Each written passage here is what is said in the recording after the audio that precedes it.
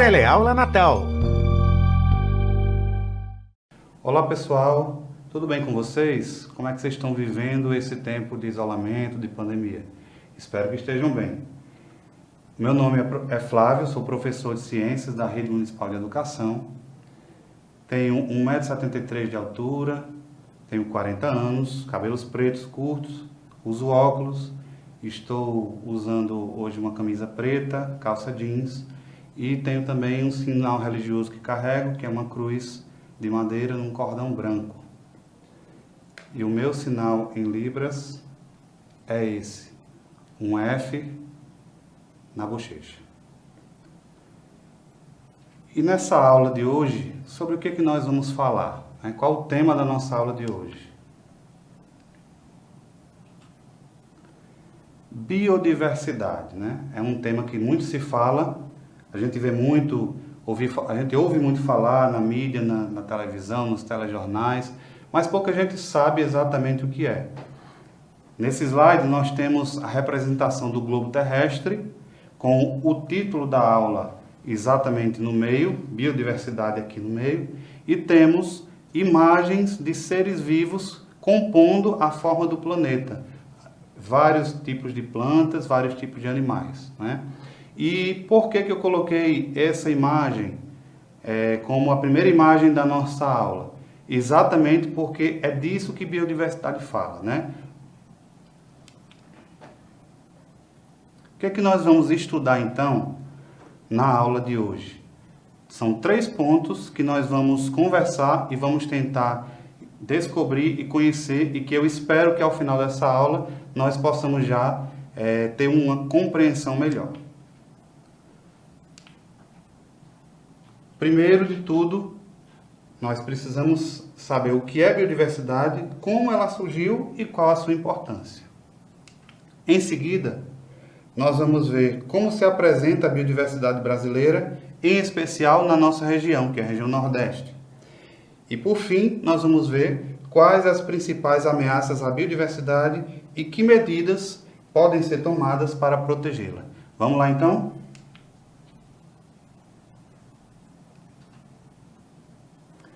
Então, biodiversidade, pessoal, é a variedade de espécies de seres vivos, bactérias, protozoários, algas, fungos, plantas e animais existentes em um determinado lugar ou no planeta como um todo. Então, lembra daquela imagem lá do início? Ela fazia referência exatamente a isso, né? No planeta como um todo, formado pela imagem de seres vivos, de diversos seres vivos. A biodiversidade é exatamente isso, né? A variedade de seres vivos que existem no planeta. A gente pode ver de 2 formas, no planeta como um todo ou em uma determinada região, né? Nós vamos, ao longo da aula, mostrando exatamente isso, focando na nossa região, que é a região Nordeste, ok?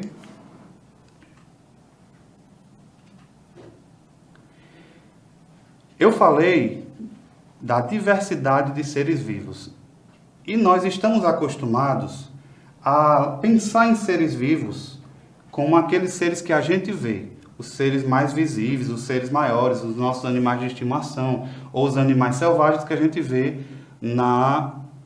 nos documentários da TV. Mas, na verdade, existe muito mais seres vivos na Terra. Vários e vários tipos. E aí eu trouxe aqui alguns exemplos para a gente ver desses grupos de seres vivos que, inclusive, eu citei quando falei o que era biodiversidade, né? Então, nós estamos nesse tempo de pandemia. O que mais tem se falado é de vírus, né? Então, aqui, por exemplo, nós temos a imagem exatamente de um vírus, né? E o coronavírus, inclusive, é parecido com esse aqui, né? O nome corona vem de coroa. Então, a gente vê aqui, ó, essa estrutura ao redor do vírus, lembrando uma coroa. Por isso que ele é chamado coronavírus. Nós temos também bactérias, tá? Fazem parte também da biodiversidade do planeta. A gente, desde cedo, é acostumado a entender que bactéria é algo que faz mal, mas não necessariamente. Temos várias e várias bactérias que são benéficas para a nossa vida, para a nossa saúde, tá? Bactérias da qual se fazem, inclusive, medicamentos. Nós temos aqui, ó, protozoários, tá? Alguns tipos de protozoários aqui, nesse canto inferior direito. Temos também os fungos, né? Então, onde é que a gente vê fungos, né? Aqui eu trouxe uma imagem exatamente de um pão mofado, para vocês terem uma ideia de como eles estão presentes no nosso dia a dia. O que é esse mofo? É exatamente uma espécie de ser vivo que são os fungos. E aqui, mais no canto, a imagem de um cogumelo, porque os fungos, tal qual as bactérias, podem nos fazer mal, mas também existem espécies que fazem parte do nosso dia a dia, da nossa alimentação ou dos nossos medicamentos, tá? Então, aqui são os micro-organismos, esse conjunto mostrado nessa imagem, tá? Vírus, bactérias, protozoários, algas e fungos. Aliás, fungos, 2 tipos de fungos fazem parte da biodiversidade do planeta e são micro-organismos. A gente não os vê, quase nunca os vê, mas eles estão lá, estão presentes e atuantes na nossa vida. Nesse próximo slide, eu vou mostrar exatamente os macro-organismos, né? Os seres vivos maiores, aqueles que a gente vê e que também fazem parte da biodiversidade do planeta, tá? Então, no canto superior desse slide, nós temos uma imagem formada por um conjunto de diferentes algas. Então, nós temos algas verdes, algas marrons, algas vermelhas. Inclusive, a alga mais conhecida por nós é aquela que a gente vê na praia, muitas vezes as ondas trazendo, né, algas que já morreram, que a gente costuma chamar popularmente de sargaço. Aquilo é um tipo de alga que faz parte da nossa biodiversidade daqui da região costeira, tá? No canto, na lateral esquerda, nós temos uma imagem formada por um conjunto de plantas, tá? De vegetais. Então, nós temos frutas, árvores, flores, de diversos tipos, que também fazem parte do nosso meio ambiente. E temos aqui no canto inferior um conjunto de imagens formada por animais de várias espécies, né? Então, temos felinos, temos animais de várias espécies, jaguatirica, porque para mostrar essa figura, mostrar exatamente a quantidade de espécies. Isso aí não é nem 1/10 das espécies que existem no mundo, das espécies de animais. Então, imagine tudo isso convivendo junto, né? Então, animais, plantas, algas, ou como mostrei no slide anterior, os micro-organismos, tudo vivendo junto no planeta inteiro. Isso a gente pode chamar de biodiversidade, as diversas espécies de seres vivos que estão espalhadas pelo mundo e que se relacionam, porque não é uma questão apenas de ter lá os seres vivos, mas seres vivos que se relacionam entre si. E nós, seres humanos, também fazemos parte dessa biodiversidade, também estamos o tempo inteiro interagindo com toda essa quantidade de seres vivos, com toda a biodiversidade. Para entender melhor, gente, o que é a biodiversidade, né? Eu trouxe aí nesse slide, são três retângulos representando 3 áreas diferentes de um determinado local. Imaginemos então uma área conhecida pela maioria de nós, que mora em Natal, como o Parque das Dunas. Imaginemos 3 áreas diferentes, onde eu fui pesquisar lá no Parque das Dunas. Então, nós temos, na área 1, nós temos aqui espécimes, tá? Representados aqui na cor vermelha, na cor azul e na cor amarela. Então, imagine 3 espécies de animais que estão convivendo aqui nessa área, tá?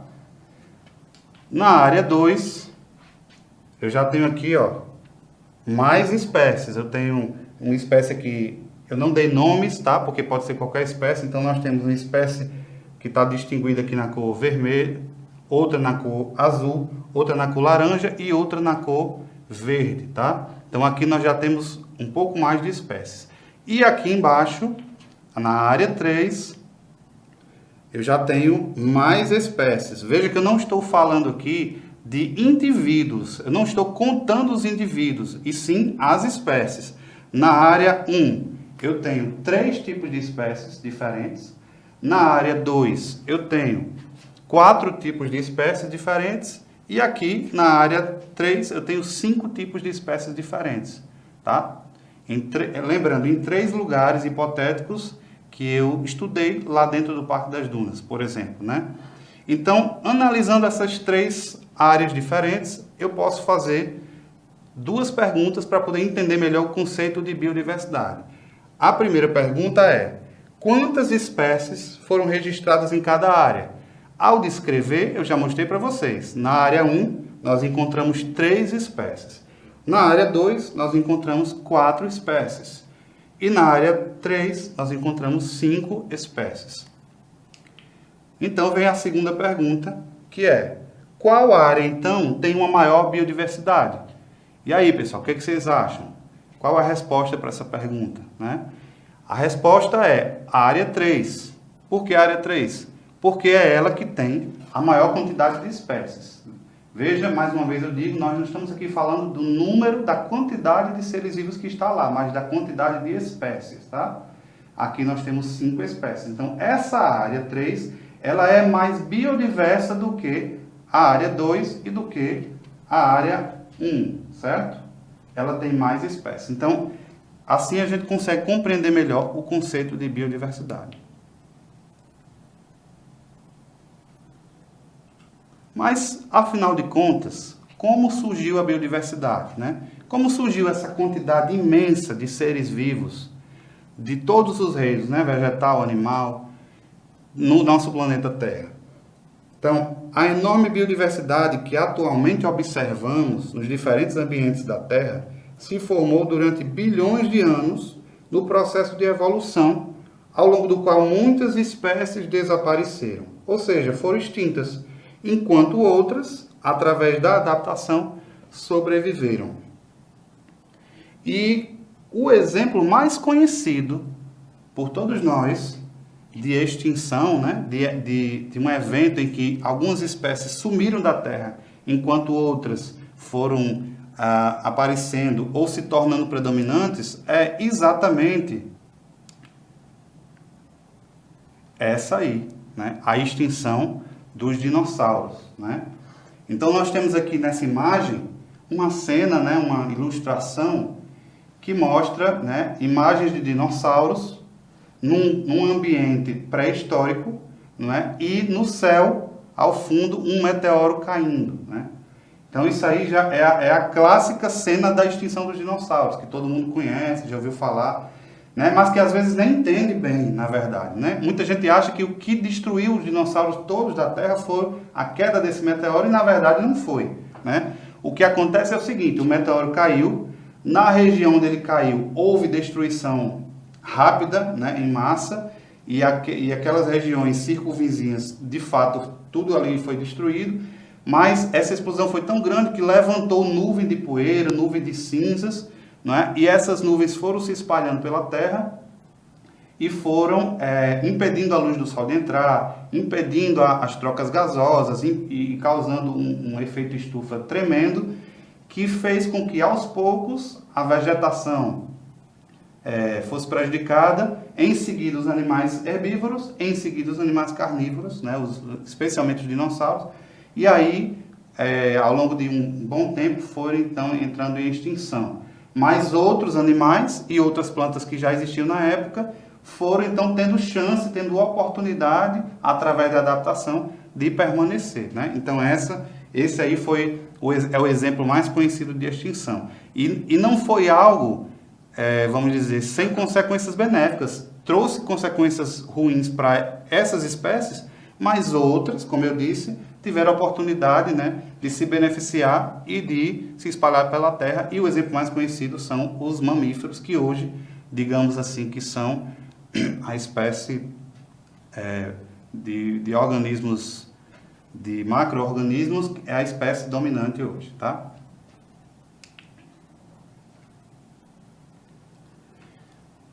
Mas como é que acontece, pessoal, esse processo de extinção, né? E que relevância ele tem para a biodiversidade, né? Então, a extinção, ela pode acontecer, eu estou mostrando agora para vocês, nesse slide, um esquema, tá? Um fluxograma, vamos dizer assim, onde eu tenho no canto superior um retângulo verde com o nome extinção.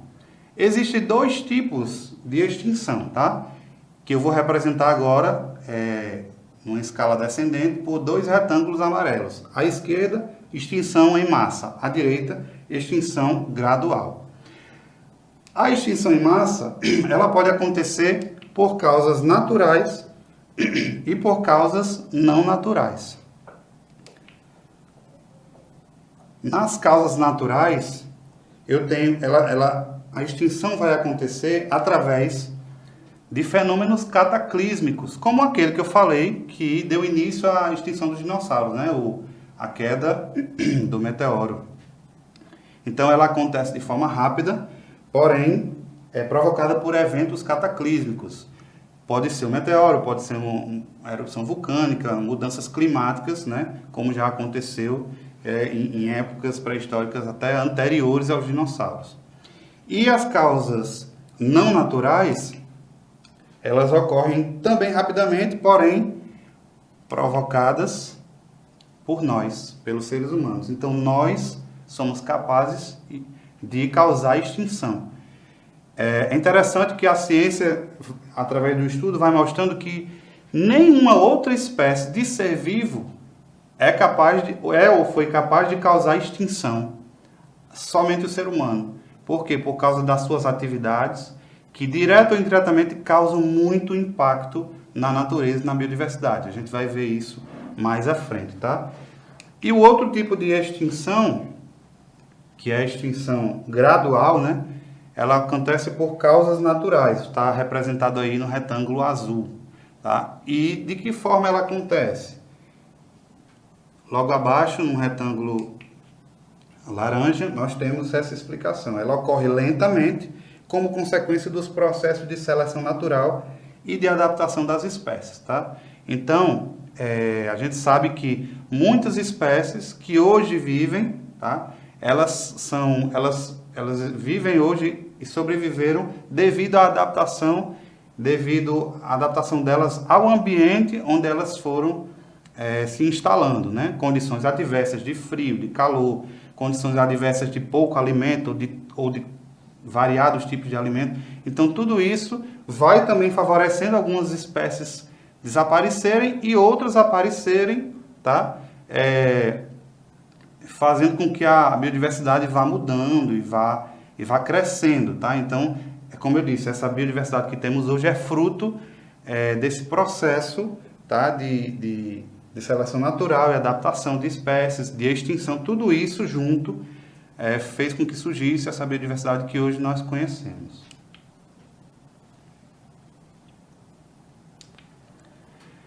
Na verdade, a extinção dos dinossauros, ela só foi uma de outras grandes extinções na Terra. Nós tivemos 6 processos de extinção. Aliás, tivemos 5 processos de extinção na Terra e hoje nós estamos vivendo, né, segundo os cientistas, o 6º processo. O primeiro processo que aconteceu foi no período geológico chamado Ordoviciano, que está aí descrito nesse retângulo preto do lado esquerdo, né, da tela, onde 85% da vida na Terra foi dizimada, né? Entre eles temos aí um exemplo, né, a imagem de um trilobita, que era um ser que vivia, um invertebrado que vivia naquele tempo e que foi extinto nesse período, tá?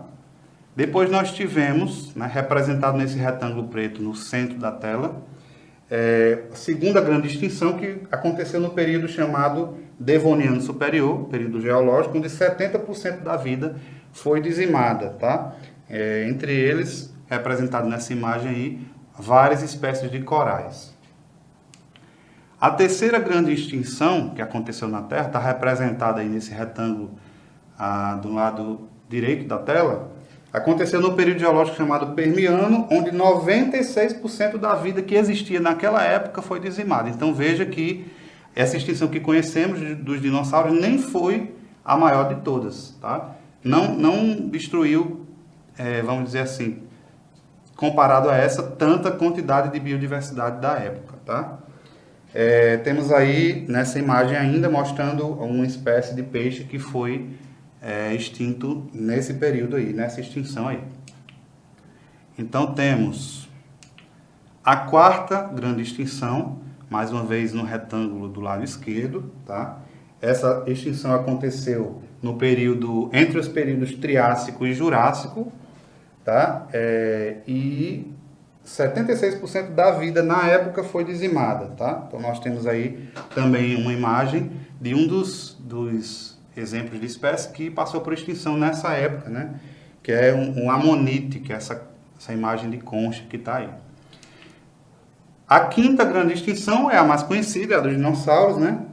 Aconteceu nesse período, no final do período Cretáceo, né? E início do período Terciário, onde 70% da vida na Terra foi dizimada, entre eles os dinossauros, tá? E aí nós temos a sexta grande extinção, que é essa que, segundo os cientistas, nós estamos vivendo hoje, e a causa dessa extinção somos nós, né? Esse retângulo aí que está representado dentro dele, um esqueleto humano, né? Que somos nós os causadores, mas ao mesmo tempo nós também prejudicados, né? Pelas nossas atividades, pelo nosso grande impacto negativo sobre a biodiversidade da natureza, nós também corremos o risco de ser extintos, junto com tantas outras espécies. Ok, falamos sobre o que é biodiversidade, falamos sobre como ela surgiu, agora vamos falar sobre a importância. Por que é tão importante, então, a biodiversidade para nós? É só algo que eu vejo, que eu admiro, que tanta gente luta, mas que não faz parte da minha vida, ou que não tem muito a ver comigo? Não, na verdade não. A biodiversidade tem várias escalas de importância, tem vários motivos pela qual ela é importante, tá? Porque ela tem seu valor, tem seus valores, e é o que nós vamos ver agora, né? Qual é a importância da biodiversidade? Qual o valor que ela tem? Então, ao centro desse slide, nós temos um diagrama em forma de círculo, dividido em 4 regiões, tá? Cada região dessa vai mostrar um dos valores da biodiversidade. E o primeiro, no canto superior direito desse diagrama, é exatamente o valor ético, né? Como assim? Valor ético quer dizer que a biodiversidade possui um valor ético, mas ética não é algo ligado ao ser humano? Na verdade, gente, esse valor ético se refere ao direito natural à vida que cada ser vivo possui. Se eu, ser humano, possuo direito à vida, os animais, as plantas, inclusive a menor das bactérias ou os vírus, também têm direito à vida. Isso é algo que a gente não costuma pensar, inclusive porque nós somos levados a pensar que todo ser vivo que nos prejudica é algo ruim e que deveria ser extinto, né? Que deveria desaparecer, e isso não é verdade, porque as relações entre os seres vivos são tão interligadas que quando uma espécie diminui na natureza, outras aumentam e vão trazer prejuízo, acontece um desequilíbrio na biodiversidade, um desequilíbrio na natureza, tá? Então, na verdade, todo ser vivo tem direito à própria vida, é um direito natural que tem, tá? Então, o primeiro valor, a primeira escala de valores da biodiversidade é essa, que é o valor ético. Todo ser vivo tem direito natural à vida, tá? E isso é um valor intrínseco, está diretamente ligado ao próprio ser, não pelo que ele faz ou pelo que ele representa, mas pelo que ele é. No canto superior esquerdo, nós temos o segundo valor, que é o valor funcional, tá? Que tem a ver com um pouco com o que eu já disse, né? Então, que é exatamente a manutenção do equilíbrio e estabilidade dos ecossistemas. Cada ser vivo, cada espécie faz parte de um ecossistema, de um todo. E a ligação é a tal ponto importante, como eu disse, que quando um tipo de espécie sofre algum prejuízo, existe um efeito dominó, um efeito em cascata, que vai também trazer prejuízos para outros, né? Então, existe a manutenção do equilíbrio e estabilidade dos ecossistemas. Cada espécie, cada ser vivo está lá, não por acaso, e faz parte de uma cadeia de equilíbrio, tá? Então, todo ser vivo possui esse valor funcional para a natureza como um todo. No canto inferior esquerdo do nosso diagrama em círculo, temos o terceiro valor, que é o valor estético, né? E o que seria esse valor estético? A biodiversidade, as paisagens, a natureza, os animais, as plantas, tá? Eles servem como fonte de criatividade para as atividades humanas, culturais e recreativas, né?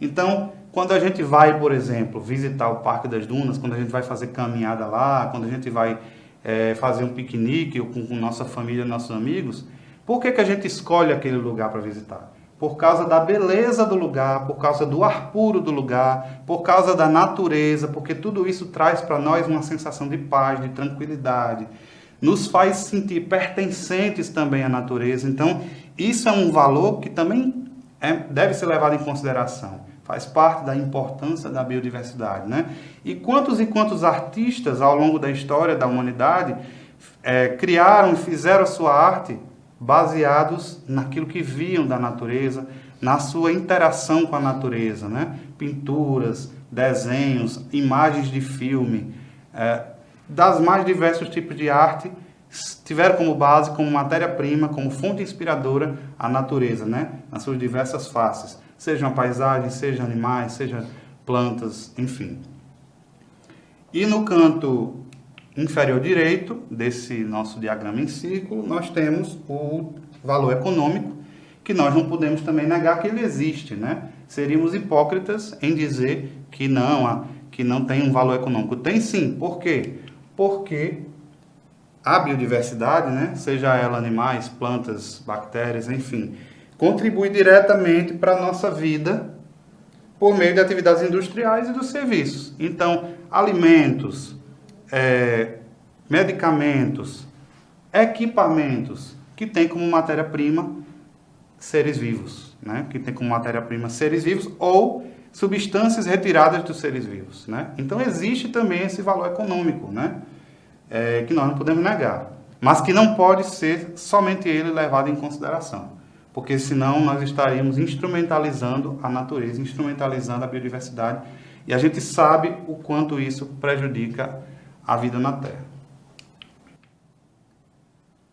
Então, até agora nós vimos o que é a biodiversidade, como ela surgiu, qual a importância dela, e já que fazemos parte de uma região grande, né, de uma região de extrema importância e relevância para o planeta, né, que é o Brasil, um país de dimensões continentais, é importante também a gente fazer essa referência de como a biodiversidade brasileira tem relevância para o cenário mundial, né? Então, o Brasil ele é responsável por grande parte da biodiversidade do mundo, porque são mais de 120 mil espécies de invertebrados e aproximadamente 8.930 espécies de vertebrados. São mais de 700 mamíferos, quase 2.000 espécies de aves, 732 espécies de répteis, quase 1.000 espécies de anfíbios, 3.150 espécies de peixes continentais e 1.358 espécies de peixes marinhos. Tudo isso faz com que a gente entenda que é uma obrigação do poder público e da sociedade protegê-los, né? Então, se a gente trouxer isso para um gráfico, né? Nós temos aqui no canto inferior esquerdo da tela um gráfico em pizza, tá? E ele está dividido em 6 fatias. Cada fatia dessa, cada área dessa, representa uma das espécies de vertebrados, tá? Então, temos temos mamíferos, aves, répteis, anfíbios e peixes representados, sendo que os peixes estão representados divididos em peixes continentais e peixes marinhos, tá? Aí, observando esse gráfico, a gente faz uma pergunta e a gente vai também respondê-la, né? De acordo com os dados desse gráfico, qual grupo de vertebrados possui uma maior biodiversidade? Então, a gente observa que o grupo que possui maior biodiversidade está representado no gráfico na cor azul claro, é o grupo dos peixes continentais, com 36% do total. E um segundo grupo, né, eu não fiz, a pergunta não pede isso, mas acho que vale a pena a gente falar isso. O segundo grupo mais biodiverso é o grupo das aves, que está representado em vermelho, com 22% do total. Falamos da biodiversidade, mostramos a sua importância, mas sabemos que ela tem ameaças, ela sofre ameaças, né? Como falei antes, nós, muitas vezes, somos responsáveis por essas ameaças à biodiversidade. Quais seriam, então, essas principais ameaças? Então, nós temos a destruição e diminuição dos habitats naturais. Nós estamos diretamente ligados, tá? Porque pelas atividades que temos de extrativismo, né? as atividades ligadas à agropecuária. Então, nós vamos muitas vezes sendo responsáveis por isso aí, pela destruição e diminuição dos hábitats naturais das diversas espécies. Outra ameaça é a introdução de espécies exóticas e invasoras. Tá? Nós temos muitas espécies aqui, por exemplo, na região, que não são naturais daqui, que alguém que viajou, achou uma espécie de árvore, de planta bonita, ou alguma espécie de animal e quis criar, traz essa espécie para cá. Tá? Às vezes a espécie se espalha, causando graves prejuízos aos ecossistemas, à biodiversidade. Tá? E isso também, as espécies invasoras também favorecem isso. Então, quando uma espécie está com falta de alimento num determinado lugar, a tendência é que ela migre para outro lugar. Muitas vezes esse outro lugar não é o lugar onde ela vivia, ela nunca havia nem passado lá, mas essa espécie, ao chegar, ela vai trazer prejuízos para as espécies que já estão instaladas no local. Uma terceira ameaça seria a poluição do solo, da água e do ar. Essa eu acho que nem precisa comentar, né? O meio ambiente poluído, os seres que lá vivem vão também sofrer suas consequências, vão morrer, vão adoecer. O uso excessivo de recursos naturais, né? Por exemplo, a madeira, né, que se usa para muita coisa ainda hoje em dia. Então, de onde vem essa madeira? Vem das árvores que tem que ser retiradas do meio ambiente. Então, se a gente desperdiça, por exemplo, papel, a gente não está lembrando, levando em consideração que esse papel vem da madeira das árvores. Então, quanto mais a gente usa, mais árvores terão que ser derrubadas. Então, esse uso excessivo de recursos naturais vai ter um impacto, é uma grande ameaça à biodiversidade. Também a expansão desordenada da fronteira agropecuária, né? Então, a gente sabe que os grandes agropecuaristas, né, vão aí querendo expandir cada vez mais suas áreas. Para isso, vão desmatando extensas áreas para poder plantar pasto ou para fazer o plantio dos cultivos deles, né? Seja lá quais forem, e isso vai destruindo o ambiente natural, isso vai obrigando as espécies, por exemplo, de animais que ali habitam, a procurar outros lugares, e isso tem um grande impacto na biodiversidade, não só daquela região, mas das outras, para onde esses animais vão ter que migrar para sobreviver. Uma outra ameaça à biodiversidade, né, é a expansão urbana e industrial desordenada, né? Então, as cidades vão crescendo e vão invadindo áreas naturais, né? E se esse crescimento não for ordenado, né, por um conjunto de leis, por um conjunto de diretrizes que os órgãos públicos precisam tomar, isso vai causar grande impacto ao meio ambiente. Também a exploração predatória de algumas espécies. Então, temos pesca predatória e caça predatória que vai retirando aquelas espécies, aqueles seres em excesso do ambiente. Claro, nós temos algumas políticas que já visam minimizar isso aí, como, por exemplo, o camarão. Aqui no estado nós temos o período de defeso, né, que o camarão é proibido de ser pescado, né, porque é a época de reprodução. Mas a gente sabe que não é assim no Brasil inteiro, não é assim no Nordeste inteiro, né? Temos também as mudanças climáticas e o aquecimento global, né? Tudo isso também afeta, né? A gente sabe, a gente sente isso. A cada ano, calor maior, a temperatura aumentando e épocas de chuva, maior quantidade de chuva, consequentemente mais alagamento, mais cheias de rios.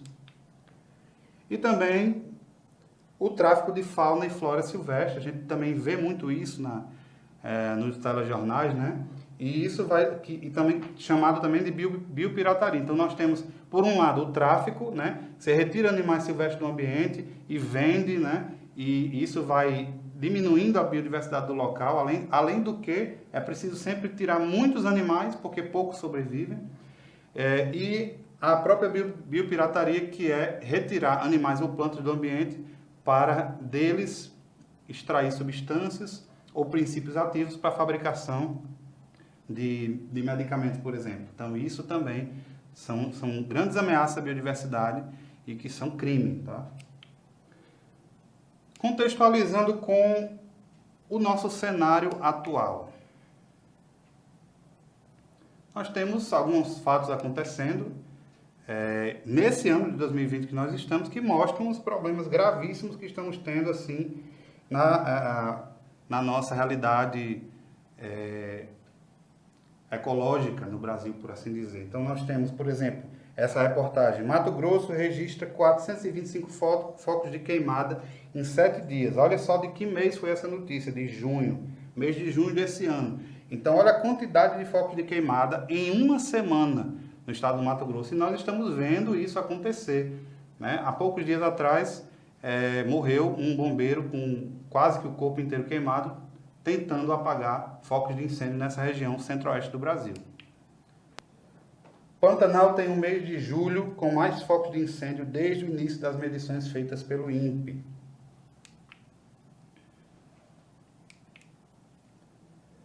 Ministério Público de Minas Gerais cumpre mandado em operação contra tráfico de animais silvestres em Perdigão, que é uma cidade do interior de Minas Gerais. Então a gente vê aí o tráfico de animais silvestres acontece no Brasil inteiro, né? Não é só aqui no Nordeste, no Brasil inteiro. E a Amazônia bate novo recorde nos alertas de desmatamento em junho. Sinais de devastação atingem mais de 3.000 km² no semestre. Houve um aumento de 25%. E ainda tem gente que diz que não está havendo queimadas no Brasil, que na verdade é tudo exagero. E temos também, como a gente sabe, várias e várias espécies de animais em extinção, em risco de extinção no Brasil, né? Esse mapa ele mostra por região, né? Região Norte, região Nordeste, Sul, Centro-Oeste e Sudeste. O mapa está dividido nas regiões. Em cada região nós temos alguns animais específicos, algumas espécies específicas da região. Então, por exemplo, na nossa região Nordeste, nós temos a ararinha azul, né, que é uma ave que está em risco de extinção. Temos também a tartaruga de couro, né, que também é um animal marinho que está em risco de extinção no Brasil.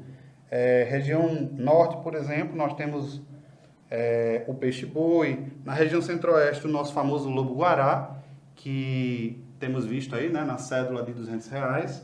E é inclusive por isso que ele está na cédula, porque é um animal em risco de extinção no Brasil, né? E tantos outros, tamanduá-bandeira, mico-leão dourado na região Sudeste, tatu-canastra, papagaio do peito roxo na região Sul. É uma infinidade de espécies de animais sofrendo risco de extinção.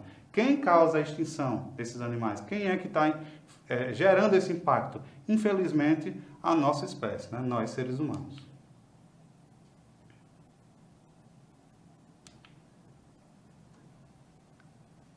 Nessa imagem, gente, nós temos um cartaz que mostra um pouco dessa questão do tráfico de animais silvestres, o impacto que isso traz.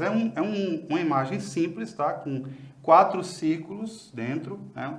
E cada círculo mostra uma situação diferente na natureza. Então aqui, ó, nós temos no início aqui o animal livre na natureza, na sua paisagem, né?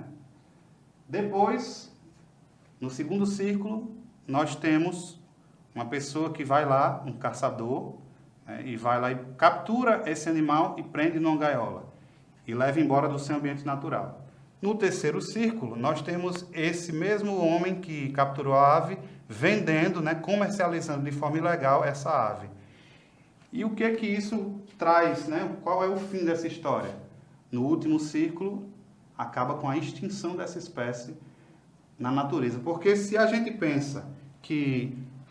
pensar em um indivíduo sendo retirado, a gente não tem ideia do todo. Mas, na verdade, como eu disse antes, quando os caçadores ilegais vão fazer isso, eles retiram muitos animais da natureza, porque no processo de transporte, a maioria vai morrer, vão sobrar alguns, e esses alguns é que vão ser vendidos. Então, se você vai tirando muitos animais ou vegetais da natureza, esses animais não vão ter como, não vai dar conta de reproduzir e de manter a espécie lá. O destino é inevitável, é a extinção.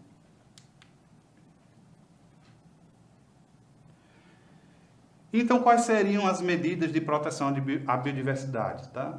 Existem muitas, na verdade, mas as 4 principais, pelo menos no Brasil, são essas. Primeiro, o combate ao desmatamento ilegal, né? Porque existe o desmatamento legal. é aquele que é regido por leis, por regras e que tem uma finalidade que vai trazer mais benefício do que malefício, tá? Mas existe o ilegal, então ele precisa ser combatido.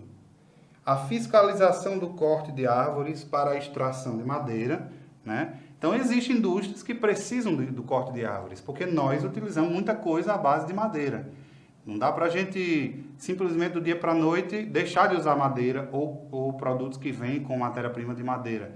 Mas se precisamos, esse processo precisa ser fiscalizado para que não haja exatamente os danos à natureza. Tem que ser monitorado, tem que ser fiscalizado e principalmente, né, as indústrias que usam a madeira como matéria-prima precisam também reflorestar, replantar. Né? E muitas vezes não naquele lugar onde foi extraído, mas em outros, para fazer essa compensação. Temos também o combate à biopirataria de seres vivos. Isso é feito, né, ostensivamente, temos polícia ambiental que faz isso, mas precisa haver um incremento. Infelizmente, ainda é pouco diante da situação que nós vivemos. E, por fim, eu citei a criação das ZPAs, que são Zonas de Proteção Ambiental. Mas sobre isso nós vamos falar na nossa próxima aula. Então, até lá! Teleaula Natal.